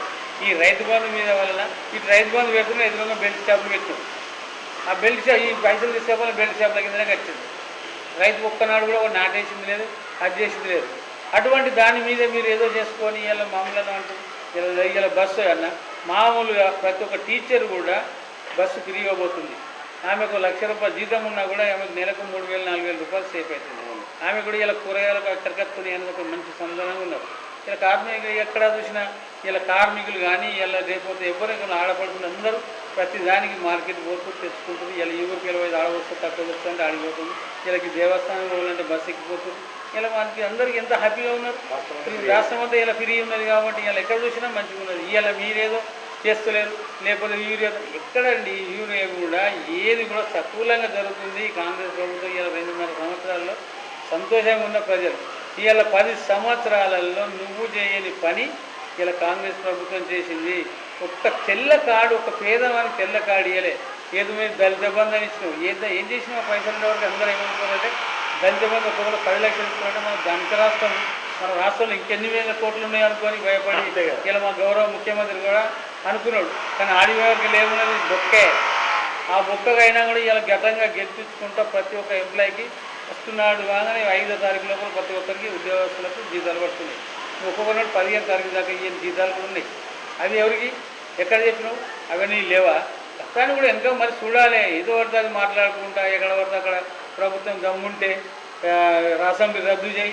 ఏమైనా నీ జాగిరా? నువ్వు ఒక సిద్దిపేటలో ఒకసారి నువ్వు దమ్ముండదు, నువ్వు చేయి, రాజీనామా నువ్వు చేయి, నువ్వు ఎట్లా గెలుస్తావు చూపిస్తాం. నేను ఇప్పుడు చూపిస్తామంటున్నా.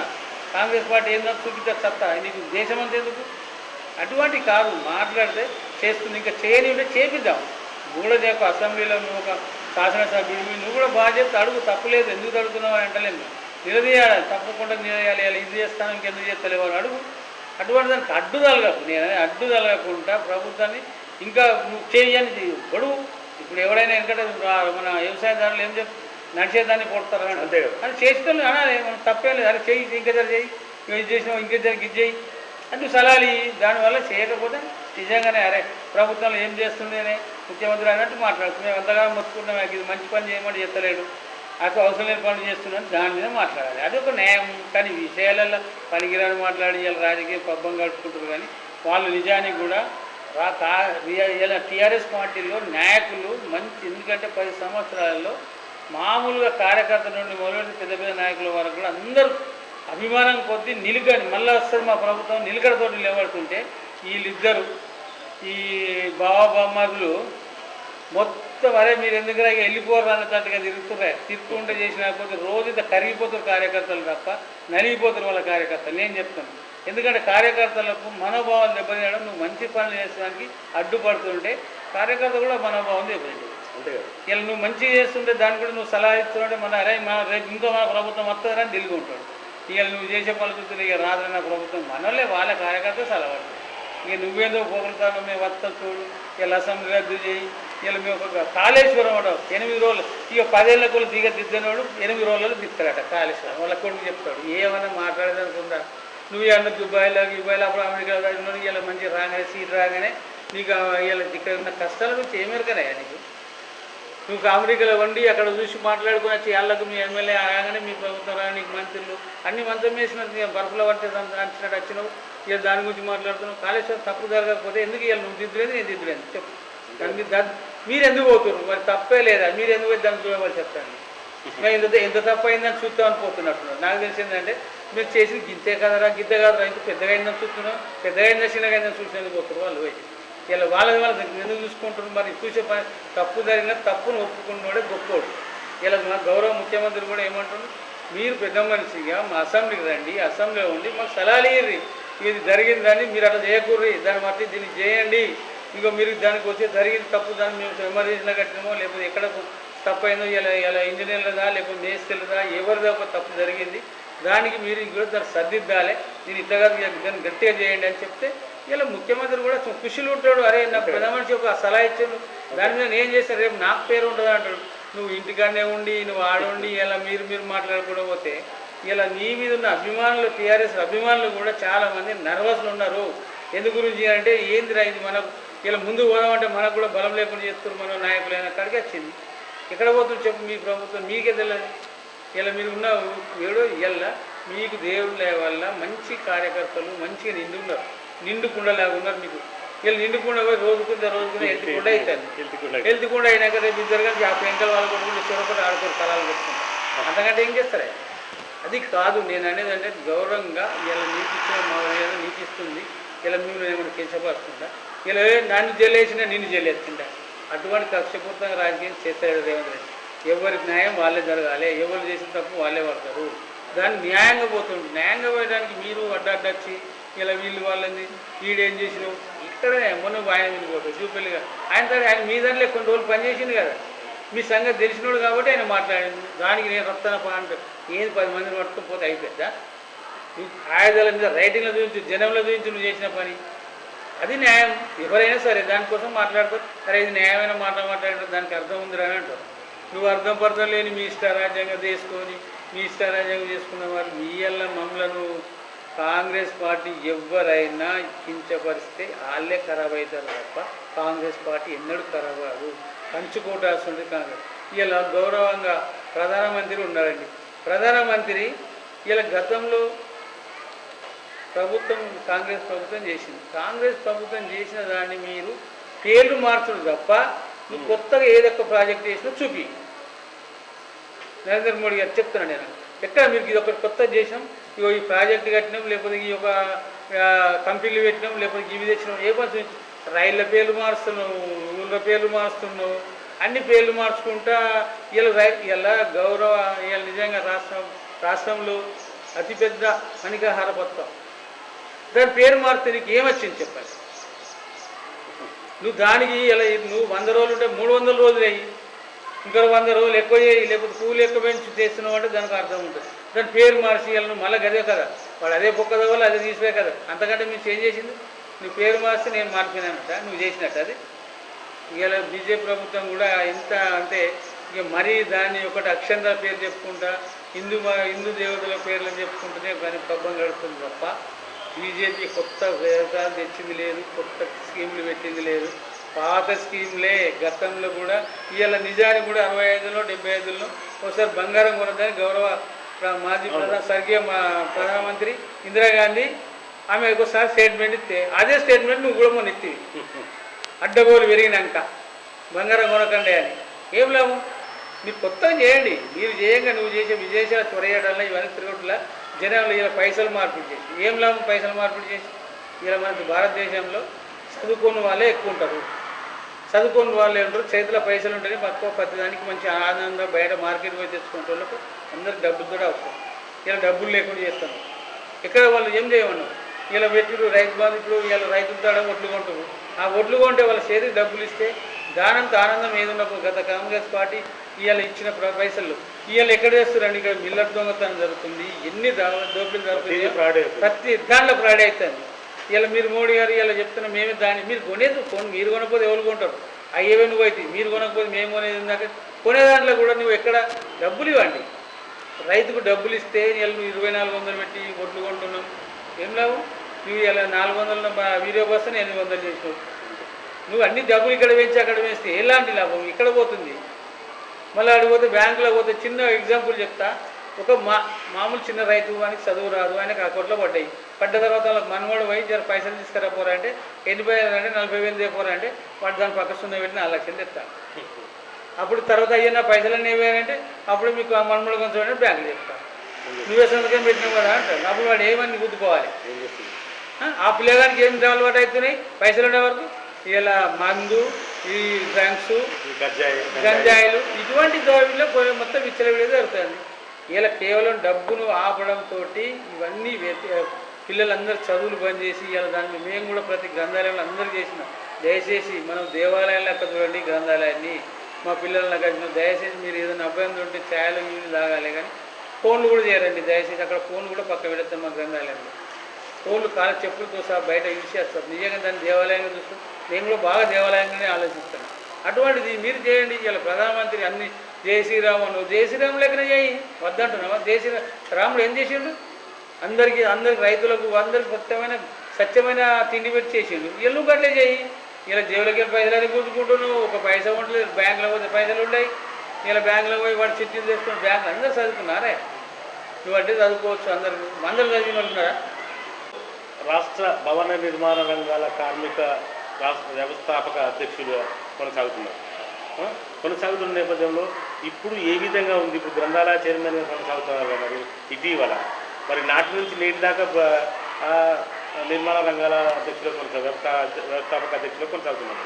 మరి ఇప్పుడు ఏ విధంగా ఉంది కార్మికుల పరిస్థితి? మరి వారిని చిన్నచూపు చూస్తున్నారా? మరి వారి గురించి మీరు పాటుపడుతున్నారా?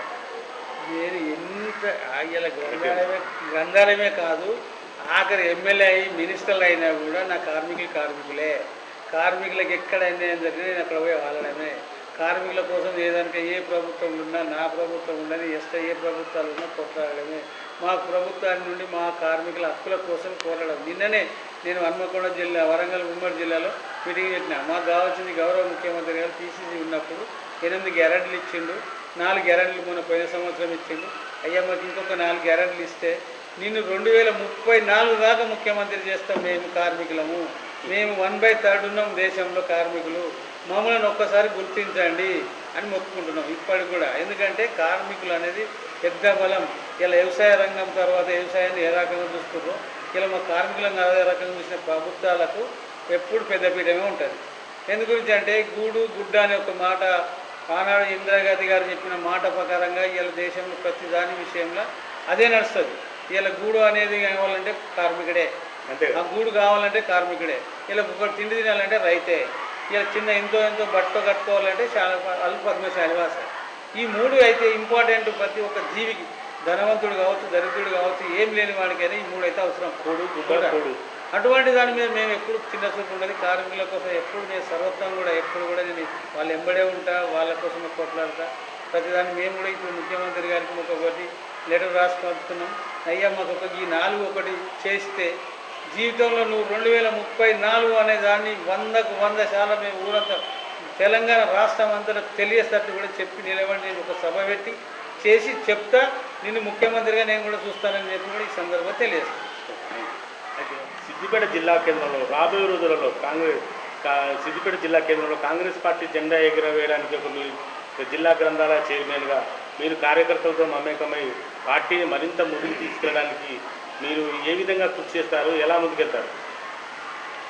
గౌరవ ముఖ్యమంత్రి గారికి నమస్కారం. ఎందుకంటే గౌరవ ముఖ్యమంత్రి గారి ఆదేశాల మేరకు నాకు గౌరవంగా ఇలా గ్రంథాలయ చైర్మన్గా ఇచ్చిండు.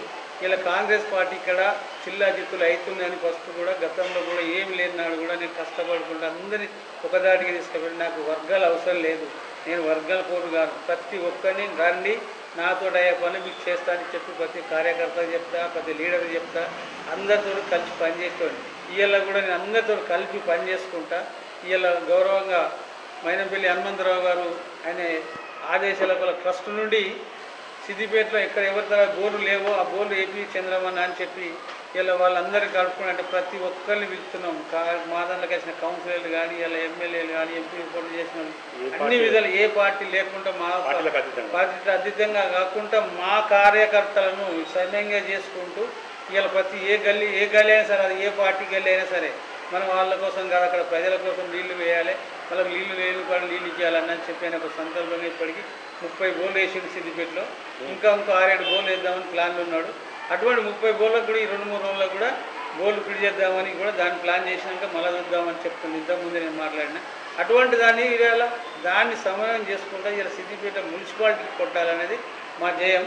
దానికి తోడుగా ఇలా మైనంపల్లి హనుమంతరావు గారు ఖచ్చితంగా ఇక్కడ నిలబడతాడు.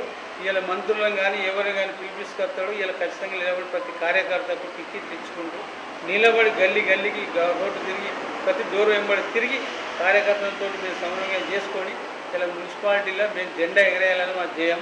అని ఇలా జెండా ఎగరేస్తేనే రేపటికి భవిష్యత్తు నాంది ఉంటుందని చెప్పి మేము సందర్భం దీని కార్యక్రమం చేయబడుతున్నాం. మైనంపల్లి గారి సహకారాలతో కూడా ఆయన కూడా ఇక్కడికి వస్తానని కూడా మాట ఇచ్చిండు. కాబట్టి ఆయన తిరగడానికి కూడా రెడీ ఉన్నాడని చెప్పి మేము ముందుకు సాగుతున్నాం. ఆయన బలంతో కూడా నేను ఇంకా ముందుకు పోతున్నా అక్కడ. ఎందుకంటే మేము ప్రతిదాన్ని ముఖ్యమంత్రికి తారీఖు దృష్టి కూర్చోబెట్టలు కూడా కావాలి. కాబట్టి ఇలా మాకు ఈయన మైనంపల్లి హనుమంతరావు గారు ఎందుకంటే గతంలో ఎమ్మెల్యే చేసిండు, తర్వాత తెలుగుదేశం పార్టీ నుండి ఇక్కడ జిల్లా అధ్యక్షుడు చేసిండు. ఇలా అక్కడ అటువంటి ఉద్యమంలో కూడా తెలుగుదేశం పార్టీలో గెలిచి ఇలా సిద్దిపేట జిల్లాలోనే ఆయనకు అత్యంత పేరుంది.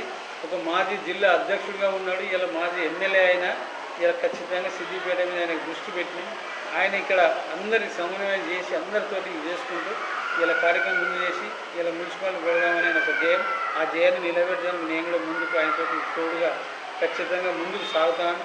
దాన్ని నిజంగా నిరూపిస్తామని చెప్పి కూడా మాకు ధైర్యం వచ్చింది. దానితో మేము ముందుకు పోతున్నాం. మళ్ళీ టీఆర్ఎస్ ప్రభుత్వమే మా ప్రభుత్వం వస్తుందని చెప్పేసి టీఆర్ఎస్ కార్యకర్తలు నాయకులు అనుకుంటున్నాము. మరి ఆ ప్రభుత్వం గద్దెనెక్కేనా, మరి కాంగ్రెస్ పార్టీ గద్దెనెక్కుతుందా? ఈ రెండు పార్టీల మధ్యన ఏ విధంగా పోరు నడవబోతుంది? మరి రాబోయే రోజులలో ఎవరు గద్దె ఎక్కే పరిస్థితి ఉంది? ఇలా గతంలో నీకు అన్ని విధాలు ఆదుకున్నదే కాంగ్రెస్ పార్టీ. హరీష్ రావు గారు బాగా గుర్తుపెట్టుకోవాలి. ఎందుకంటే వార్డు నంబర్ కాదు, ఏదానికి గెలవకుండా నీకు ఒక మంత్రి పదవి ఇచ్చిండు. ఆ మంత్రి పదవితో నువ్వు ఎమ్మెల్యే అయినావు. ఎమ్మెల్యే అయిన తర్వాత నువ్వు అన్నీ చేసుకుంటే ఇలా తెలంగాణ ఉద్యమాలు చేసి ఇలా 10 సంవత్సరాల కోలే నువ్వు ఒక మంత్రిగా ఉండి ఇలా సిద్దిపేటలో ప్రాతిపత్యం చేస్తున్నా. ఇప్పుడు కూడా నాదే జరుగుతుందంటే అది నీ భ్రమ. గతంలో కూడా కాంగ్రెస్ పార్టీ నీకు అండగా ఉండేప్పటికీ కాంగ్రెస్ పార్టీ అధికారంలో ఉన్నా కూడా ఇక్కడ మున్సిపల్ చైర్మన్ జెండా ఎగరేసినానని నువ్వు అనుకున్నావు. అలాంటి తప్పులు ఇప్పుడు ఉడకాయి. ఇక గతంలో ఎందుకు గురించి అంటే వీళ్ళకు పార్టీ ప్రధానంగా అప్పుడు టీఆర్ఎస్ ఏంది మా తెలంగాణ కావాలనే ఒక భావనతో ప్రజల్లో దాన్ని స్పందన ఇచ్చారు. కానీ నువ్వు 10 ఏళ్లలో నీకు అధికారం ఇస్తే నువ్వు ఏం చేసినావు? ఆఖరికి 5 ఏళ్ళు ఇట్టి ఆయన తీసుకపోయి తెలంగాణ కోసం ఎక్కడో అమ్మేస్తావు. కానీ అటువంటి దాన్ని చూసి నేను పక్కన మిక్కిరు. ఇప్పుడు కూడా సిద్దిపేటలో కూడా నువ్వు 3 సార్లు నువ్వు చైర్మన్గా నువ్వే కొనసాగుతున్నావు. కాబట్టి 3 సార్లల్లో ఈ 15 సంవత్సరాలు నువ్వు చేసిన అభివృద్ధి ఏందో, నువ్వు చేసిన బొందలు ఏందో, ఎన్ని చేసుకోకపోయినా మీ వాళ్ళు ఎంతమంది కబ్జాల మీద ఉన్నారో, ఎంతమంది చేసిర్రు, అవన్నీ మేము జెండా ఎగరేసిన తర్వాత మీకు చెప్తాం. అవన్నీ మీరు అప్పుడు మీరే పరిశీలించుతారు. మీకు ఎందుకంటే మీరు అనుకుంటున్నారు నేనే గెలుస్తా. ఇలా తెలంగాణలో కాంగ్రెస్ పార్టీ ప్రతి మున్సిపాలిటీలు జెండా ఎగరేసింది. ఈయన కూడా కూడా గంట దగ్గర చేసింది. ఈయన కూడా సిద్దిపేటలో కూడా జెండా ఎగరేస్తుంది. రేపు రాబోయే అసెంబ్లీ ఎన్నికలు కూడా కాంగ్రెస్ పార్టీ కూడా జెండా ఎగరేస్తుంది. నిన్ను కూడా బయటకు పంపిస్తాము. ఇది ఖచ్చితమైన నిర్ణయము. ఇలా మొన్న ఆయిల్ పంప్ ఓపెనింగ్ నాడు గౌరవ ముఖ్యమంత్రి చెప్పారు పామాయిల్ ముఖ్యమంత్రి గారు అన్నాడు. ఏమన్నాడంటే సిద్దిపేట నుండి ఎవరైనా గెలిచిన వాళ్ళకి మళ్ళీ మంత్రి పదవి ఇస్తాను. ఆ మంత్రి పదవి ఇచ్చినంత బరాబరిగా మేము సంతోషపడుకుంటూ ఇలా మేము కార్యకర్తలకు కంకణం కట్టుకొని ఖచ్చితంగా మున్సిపాలిటీ కొట్టాలి, తర్వాత ఎమ్మెల్యే కొట్టాలని మాకు సందేహం. దాని మీద మాకు మంచి ఒక నాయకుని ఇచ్చిండు. మాకు మీరు ఒక్కరు భయపడుతున్నారు, మీకు ఎవరు సపోర్ట్ లేరని చెప్పి మైనంపల్లి హనుమంతరావు మాకు ఇచ్చిండు. మధ్య హనుమంతుడు ఇచ్చినట్టు ఇచ్చిన బలం. ఆయనతోటి మేము ముందుకు పోతాం. ఇలా మున్సిపాలిటీ కొడతాం. ఎందుకంటే వాళ్ళు భ్రమపడతారు. చాలా వరకు మేమే గెలుస్తాం. ఒక్కొక్క వార్డు మీద మీకు ఎంక్వైరీ చేస్తున్నాను. మీ వార్డులలో ఎవరు ఎంతమంది పోయారు? ఇప్పటికి నేను 24 వార్డులు ఎంక్వైరీ చేసిన. 24 వార్డులలో మీరు ఏందో మీ కథ ఏందో తెలుసు. అది మీ పని అయిపోయింది. ఆడికి దాన్ని బట్టి ఇంకా 13, 14 ఉన్నాయి. ఆ వార్డులు కూడా నేను ఎంక్వైరీ చేసినాక నేను ఇలాంటి ఒక ప్రెస్ మీట్లో చెప్తాను. మీరు చేసిన భాగవతాలకి ఇవి ఉన్నాయి. మీరు చేసిన మీరైతే ఇప్పుడు ప్రజెంట్ ఉన్న కౌన్సిలర్లు ఉన్నట్టు నిలబడండి. తెలంగాణలో ఏ రకంగా ఎమ్మెల్యేలు ఓడిపోయారో మీరు కూడా అలాగే డిపాజిట్ గల్లతుగా ఓడిపోతారు. ఇది మాత్రం చెప్పి ఒకవేళ హరీష్ రావుకు ఆలోచన వచ్చి మనం తెలంగాణ రాష్ట్రంలో పోయినాం, ఎమ్మెల్యేలకు ఇవ్వకుండా మలగికి పోయినాం కాబట్టి మళ్ళీ ఇదేమైనా మార్చుకొని చేస్తాయంటే నువ్వు కొంచెం బలం తెచ్చుకుంటావు తప్ప నీ జెండా ఎగరేసే కాదు. నీ అధికారం ఎలాంటి కొచ్చలో మర్చిపోయిగా ఎప్పుడైతే మున్సిపాలిటీలో నువ్వు ఇచ్చినది సరిపోయింది. నీకు 15 సంవత్సరాలు ఛాయిస్ ఇచ్చి సిద్దిపేట ప్రజలు ఇక్కడ ఇవ్వడానికి కూడా సిద్ధంగా లేరు. ఎట్టి పరిస్థితుల్లో కాంగ్రెస్ మాత్రం అధికారంలోకి వస్తుంది, తీసుకొస్తున్నాం. ఇలా గౌరవ ముఖ్యమంత్రితో ఇక్కడ కావాల్సిన ఏవే పనులు ఆగిపోయినా అవన్నీ పనులు చేపిస్తాం. మేము అది అనుకుంటున్నాం. ఇవన్నీ చూసినామని నేను చేయగా నేను రొక్కుంటే పోతే ఆగిపోయినాను కాదు. ఇలా మీ మున్సిపాలిటీ అయిపోవాలి, మేము మున్సిపాలిటీ కొట్టాలి. కొట్టిన తర్వాత ఇవి ఆగిపోయిన పనులన్నీ రీఓపెన్గా చేసుకుంటూ ప్రతి పనిని మేము నిలదీసి ఆ ముఖ్యమంత్రితో మేము ఓపెనింగ్ చేయించుకుంటా ఇలా మేము ముందుకు చదువుతాం. సిద్దిపేట ఎప్పుడు వెనకపోదు. దాంట్లో ఖచ్చితంగా కాంగ్రెస్ పార్టీ కూడా నీకంటే ముందు అభివృద్ధి చేసింది. గతంలో కూడా చేసింది. ఇలా ఆయన ఇస్తేనే కదా నువ్వు ఇలా కాళేశ్వరం నీళ్ళు తెచ్చింది. ఇలా ఈ ఎక్కడైతే మా కోమర్షియల్ కూడా మేము అప్పుడు కాంగ్రెస్ ప్రభుత్వంలో నేను కౌన్సిలర్ ఉన్నప్పుడు తీర్మానం చేసినాం. ఆనాడు చూస్తే ఈనాడు వరకు అది ఏటీఎం లాగా నడుస్తూనే ఉంది కోమర్షియల్. అటువంటి ఏటీఎం మాకు వద్దు. మేము ఏది చేసినా కట్ అయిపోవాలి, దాన్ని పని చేసుకోవాలి, దాన్ని క్లోజ్ చేయాలి, దానికి వ్యవస్థ పవర్ఫుల్ పంపాలి. కానీ మేము ఇలాగ ఆలోచనలు లేవు. ఎట్టి పరిస్థితులు రాదు. మీరు కళలు కనవి. ఎవరైనా కళలు కంటారు, తప్పులేదు. కళలు మేము రేపు వచ్చే ప్రభుత్వం కూడా మాదే అని చెప్తాడు. 2 ఏళ్ళు ఆగురు అని చెప్తాడు మా పాపం ఆయన పెద్ద మనిషి. ఆయన చెప్తుంటే 2 ఏళ్ళు ఆగురు, 2 ఏళ్ళు రాగానే మాదే ప్రభుత్వం ఉంటుంది. ఇప్పుడు కూడా అంతే. ఇవాళ అటువంటిది ఆయనకి చెప్పలేదు. ఎందుకు అటువంటి దాన్ని కూడా ఇవాళ మేము కాంగ్రెస్ ప్రభుత్వం ఖచ్చితంగా మున్సిపల్ కొడుతుంది ఛాలెంజ్ చేసి చెప్తున్నాం.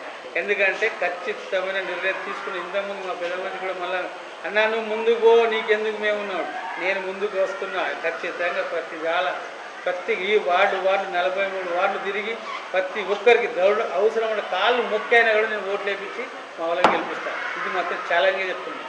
ఎందుకంటే నాకు ఇంత మంచి పదవి ఇప్పించినందుకు కాంగ్రెస్ పార్టీ గుర్తించి జిల్లా ఒక గ్రంథాలయ చైర్మన్ అంటే అంత పెద్ద మంచి పదవి ఇచ్చినందుకు నేను మళ్ళీ కాంగ్రెస్ పార్టీకి రుణం ఎలా తీసుకోవాలంటే ఈ యొక్క మున్సిపాలిటీ జెండా ఎగరేస్తేనే నేను రుణం తీసుకున్నాను. అయితే రేపు నాకు ముందు పోయే భవిష్యత్తు కూడా ఉంటుందని చెప్పి నేను ఈ సందర్భంగా తెలియజేస్తూ ఇలా హెచ్చరిక కూడా చేస్తున్న కాంగ్రెస్ పార్టీ ఉంది. ఇలా టీఆర్ఎస్ పార్టీ వాళ్ళు మీరు కళలు కనకుర్రి ఇక కన్నరు గతంలో ఎన్నో కళలు కన్నారు సాధించుకుని సంతోషపడకుండా ఆడికి మురుచుకొని ఉండండి. కానీ ముందుకు పోకండి. ముందుకు పోతే దయచేసి పడేది మళ్ళీ ఇక లేని అబద్ధాలు ఎందుకు పని మనం చెప్పి మీ లెక్క మేము చేయలేము. అలాంటి రావు మా కాంగ్రెస్ పార్టీలో. అంత పెద్ద కుటుంబం ఈ సముద్రంలోకి కీసులాడతాం చేస్తాం. అందరూ అంటారు మీరే సక్కలేదు అన్ని కాదు, ఒక్కదాటికి వచ్చినామంటే సైనికులమే తెరిసేపు ఉన్నంతసేపు పుల్ల ఉంటాం. మేము కాంగ్రెస్ కార్యకర్తలు అందరూ సైనికులే, ఎవ్వరు దూరం లేదు, ఎవరికి పగలేదు. మా కాంగ్రెస్ పార్టీలో గ్రూపులు అని చెప్పి మీరు చెప్పిన గ్రూపులే, మేమేమో పెడతలేము. మరి ఎవరి గ్రూపులు ఉన్నాయి వీళ్ళందరూ పక్కన పని చేద్దామంటే ఇలా ఒక నాయకుడు వస్తున్నాడు, అందరికి 9 వస్తున్నారు. ఏమున్నది మరి ఎక్కడ గ్రూప్ ఉంటే రాకపోతుంది అని ఇవన్నీ చెప్తారు. కానీ అవన్నీ అబద్ధాలని. ఖచ్చితంగా టీఆర్ఎస్ ప్రభుత్వం ఇప్పుడు విప్లవం అయిపోతుంది. ఖచ్చితంగా కాంగ్రెస్ పార్టీ మళ్ళీ జెండా ఎగురేస్తుంది. సిద్దిపేట జిల్లా గ్రంథాలయ చైర్మన్ దరిపల్లి చంద్రనంత గారితో ప్రత్యేక ఇంటర్వ్యూ కార్యక్రమం. జిల్లాలో నెలకొన్న గ్రంథాలయ సమస్యలపై తాను సముచితంగా స్పందిస్తాను, ఎక్కడెక్కడైతే పక్కా భవనాలు లేవో వాటికి నిర్మించే ప్రయత్నం చేస్తాను, సిబ్బందిని కూడా నియమిస్తాను, పాఠకులకు యువకులకు చదువుకోవడానికి పేపర్స్ కానీ స్టడీ మెటీరియల్ కానీ తెప్పించే ప్రయత్నం చేస్తానని చెప్తున్నాను. మరి గ్రామాలలో దూరంగా ఉన్న గ్రంథాలయాలకు మాత్రం వాటికి సకల సౌకర్యాలు కల్పిస్తానని చెప్తున్నాను. అదేవిధంగా రాబోయే రోజులలో సిద్దిపేట జిల్లా కేంద్రంలో మున్సిపల్ జెండా ఎగరవేయడం ఖాయమని చెప్పేసి ధీమా వ్యక్తం చేస్తున్నాను. మరి అవసరం వస్తే ఓటర్ల కాళ్ళు పట్టుకోనైనా ఓటు ఇస్తాను. ఎందుకంటే నన్ను నమ్మి సీఎం రేవంత్ రెడ్డి గారు నన్ను నమ్మి గ్రంథాలయ చైర్మన్గా నన్ను ఎన్నుకోవడం, సెలెక్ట్ చేయడం అనేది చాలా గొప్ప విషయం. దాన్ని నేను కంపల్సరీ ప్రతి ఒక్కరికి బదిమాలి బామాడి కాలు మొక్క అయినా కానీ ఓటు ఇస్తా, జిల్లా కేంద్రంలో మున్సిపల్ జెండా ఎగరవేయిస్తా, కాంగ్రెస్ పార్టీ జెండా ఎగరవేయిస్తా అని చెప్పేసి ఘంటాపదంగా చెప్తున్నాడు. మరి అదేవిధంగా రాబోయే రోజులలో టీఆర్ఎస్ పార్టీ జబ్బలు జరుచుకుంటుంది. మరి అది జబ్బలు జరుచుకోవడం వాళ్ళకే చెందుతుంది. మరి టీఆర్ఎస్ పార్టీ అనేది రాదు, అయిపోయింది, దాని పని అయిపోయింది, ఇంకా రాదు, అసలు అధికారంలోకి వచ్చుడు కల్లా అని చెప్పేసి చెప్తున్నాడు. మరి రాబోయే రోజులలో సిద్దిపేట జిల్లా కేంద్రంలో మున్సిపల్లో కాంగ్రెస్ పార్టీ జెండా ఎగరవేయబోతారా, మరి ఏ విధంగా ఉండబోతుంది, మరి అదేవిధంగా గ్రంథాలయాల అభివృద్ధి కోసం తనదైన శైలిలో ఏ విధంగా కృషి చేస్తారనేది రాబోయే రోజుల్లో చూద్దాం. కెమెరా పర్సన్ క్రాంతితో శ్రీనివాస్, జేఎన్టీవీ జనగామ. జనగామ జిల్లా ఇంటర్మీడియట్ విద్యార్థులకు శుభవార్త. తెలంగాణ రాష్ట్రంలో ఇంటర్మీడియట్ విద్యలో అద్భుత ఫలితాలు సాధించి వేలాది మంది విద్యార్థుల విజయాలకు మార్గదర్శకంగా నిలిచిన విద్యాసంస్థ ఏకశిల ఎలైట్ జూనియర్ కాలేజ్ ఇప్పుడు జనగామలో ప్రారంభమైంది. 24 సంవత్సరాల సుదీర్ఘ అనుభవంతో dynamic chairman doctor Gouru Tirupati Reddy గారి పర్యవేక్షణలో విద్యార్థుల బంగారు భవిష్యత్తు కోసం అంకిత భావంతో ముందుకు సాగుతున్న జనగామ జిల్లాలోని మొట్టమొదటి కార్పొరేట్ జూనియర్ కళాశాల ఏకశిల ఎలైట్ జూనియర్ కాలేజ్. విద్యార్థుల విజయమే లక్ష్యంగా నిష్ణాతులైన కోట, రాజస్థాన్ ఫ్యాకల్టీ ద్వారా నాణ్యమైన బోధన, అత్యాధునిక సాంకేతిక పరిజ్ఞానంతో అన్ని తరగతులు డిజిటల్ విధానంలో నిర్వహించబడును. బాలికలకు, బాలురకు విడివిడిగా ప్రత్యేక తరగతి గదులు, జనగామతో పాటు దూర ప్రాంత విద్యార్థుల కోసం సౌకర్యవంతమైన బస్ సదుపాయం, నాణ్యమైన, రుచికరమైన, పోషకాహారంతో కూడిన భోజనంతో అధునాతన గర్ల్స్ అండ్ బాయ్స్ హాస్టల్ సౌకర్యం. మీ కలలకు రెక్కలు తొడిగే విద్య, మీ లక్ష్యాలను చేరుకునే మార్గం, మీ విజయానికి బలమైన పునాది. ఏకశిల ఎలైట్ జూనియర్ కాలేజ్. జూన్ 10 నుండి తరగతులు ప్రారంభం. అయితే ఇంకెందుకు ఆలస్యం, ఈ రోజే అడ్మిషన్ పొందండి. హైదరాబాద్ రోడ్, అరుమా హోటల్ ఎదురుగా, భారత్ గ్యాస్ ప్రక్కన, జనగామ. 6281043231 7660444231. ఏకశిల ఎలైట్ జూనియర్ కాలేజ్.